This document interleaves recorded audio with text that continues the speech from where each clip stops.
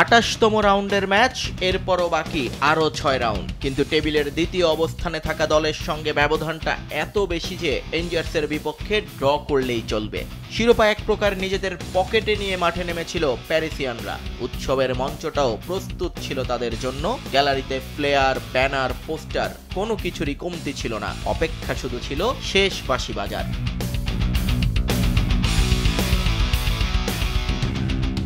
রেফারির বাঁশি বাজতেই তাই উৎসবের মধ্যমণি পার্ক দ্য প্রিন্সেস। মাঝমাঠের জটলায় তখনও পৌঁছাতে পারেননি দন্নারুমা, কিন্তু নাচ গান শুরু হয়ে যায় সতীর্থদের। গ্যালারিতে সমর্থকদের বাঁধ ভাঙা উল্লাস ব্যাপকতা পায় ম্যাচের একমাত্র গোল স্কোরার দেজিরে দোয়েরকে দেখতে পেয়ে। ডাগআউট থেকে ছুটে আসা লুইস এনরিকে তখন একবার আকাশে তো একবার মাটিতে। আনন্দের যেন কোনো মাত্রা নেই তখন পিএসজি শিবিরে।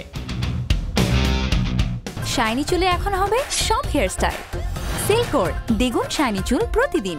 টানা চতুর্থ শিরোপা তো আর যেন তেন কথা নয়। লিগ ওয়ানের ইতিহাসে অন্য কারণেই যখন 10টা শিরোপাও, সেখানে প্যারিসিয়ানদের শোকেসে এখন 13টা ট্রফি। শেষ 13 বছরেই যা জিতেছে তারা 11 বার। এই মৌসুমেও জিতেছে তারা রাজার মতো। 28 ম্যাচে 23 জয় আর 5 ড্রয়ে তাদের পয়েন্ট 74। পরের 6 ম্যাচ সবগুলো জিতলেও যা অতিক্রম করার সাধ্য নেই মোনাকোর। উৎসব তো তাই প্যারিসিয়ানদেরকেই মানায়।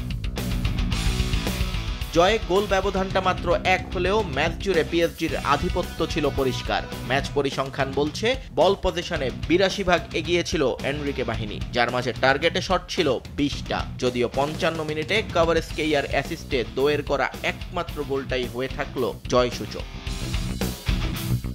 এই জয়ে ইউরোপিয়ান শীর্ষ লিগগুলোর মধ্যে সবার আগে শিরোপা নিশ্চিত করল পিএসজি। শুধু তাই নয়, এই মৌসুমে এখন পর্যন্ত কোনো ম্যাচ হারেনি ওসমান ডেম্বেলেরা। বাকি 6 ম্যাচে এই ধারা ধরে রাখতে পারলে ফ্রান্সের প্রথম ক্লাব হিসেবে অপরাজিত চ্যাম্পিয়ন হওয়ার কৃতিত্ব করবে প্যারিস সেন্ট জার্মেই। যদিও লুইস এনরিকের স্বপ্নটা এখন আরো বড়। ফ্রেঞ্চ কাপের ফাইনাল আর ইউসিএল এর কোয়ার্টারে দাঁড়িয়ে থাকা দলটা যে এখন ভাবছে ট্রেবলের কথা। নিয়ন মুহাইমেন, সময় সংবাদ।